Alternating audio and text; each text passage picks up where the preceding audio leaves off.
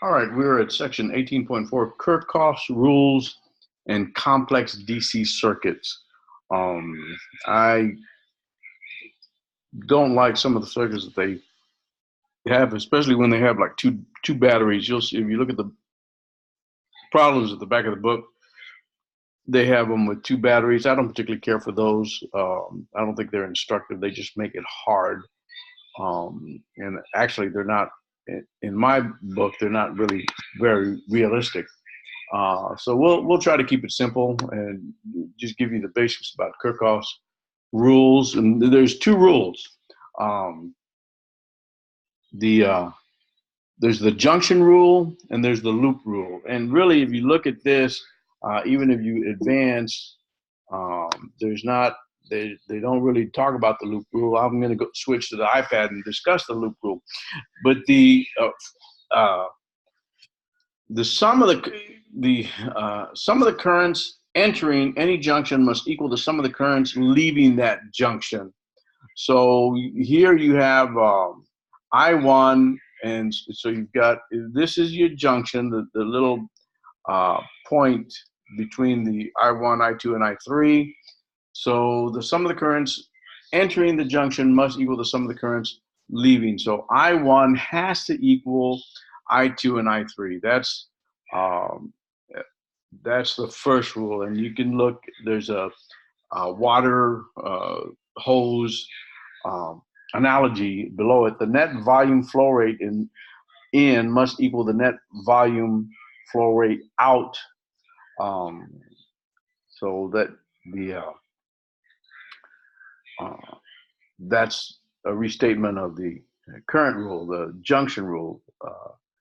The sum of the currents entering any junction must equal the sum of the currents leaving the junction. The loop rule goes, the sum of the potential differences across all the elements around any closed circuit loop must be zero.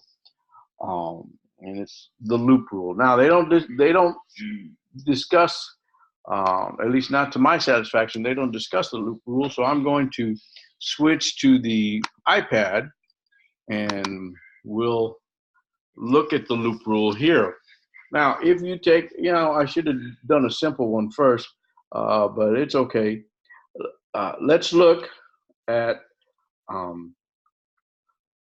here's a circuit. You have these, a 30 and a 50 in series, and they're in parallel with an 80, and then that whole branch is in series with a 20. So you have to be careful how you analyze these things.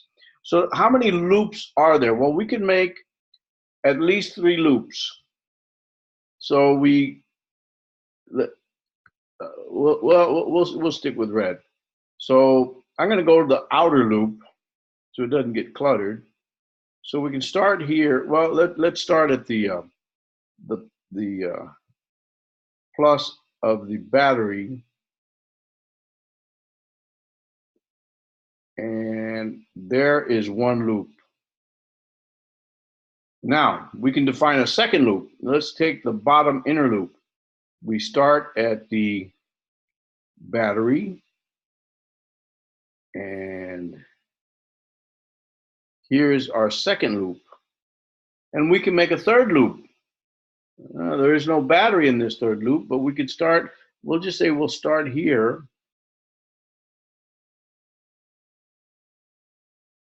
And that's our third loop going through that resistor. So let's look at the first loop. And what Kirchhoff's rule is trying to say is that all of the voltages across have to equal the same. So, and there's another rule that as current flows, current's going to flow in this direction. You mark these plus to minus, plus to minus. Here we assume that the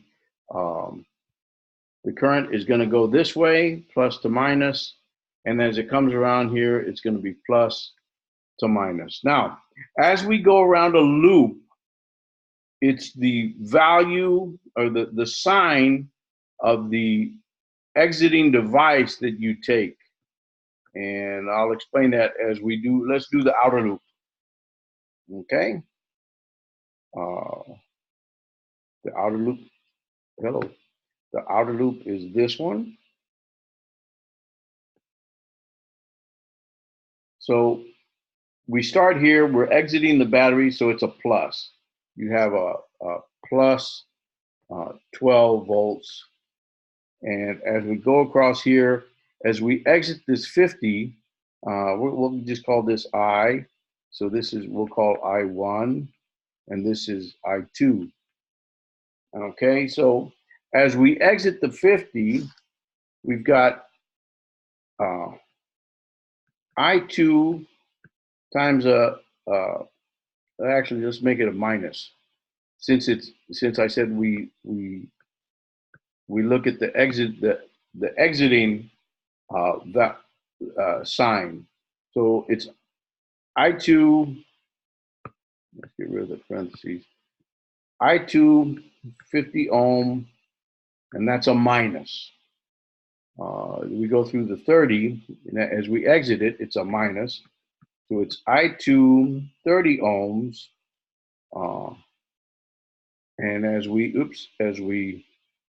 continue the loop, we come to the 20, and it's a minus as you exit the 20. So it's a minus I2 20 ohms. Okay. Now let's look at another loop. Okay. Let's get rid of or let's just make it a different color. Let's make it a blue. Okay, we're going to look at this loop, this inner loop. Okay, so we have 12 volts, and we have an 80 here, and as we exit the device, we say minus I1, 80 ohms, and as we exit the 20, it's a minus, so it's minus I, just I general, I total, times 20 ohms. Okay, so that's the way you follow some loops. Now I'll do a example homework problem later, so I don't want to spend any more time on this. I want to get back to the lecture or the PowerPoint, and you'll see an example, a homework example worked out for you. Okay, so there's the loop rule. They don't discuss the loop rule. I just demonstrated it using the iPad. So let's go on. In each diagram, delta V equals VB minus VA, and the circuit element is traversed from A to B, left to right.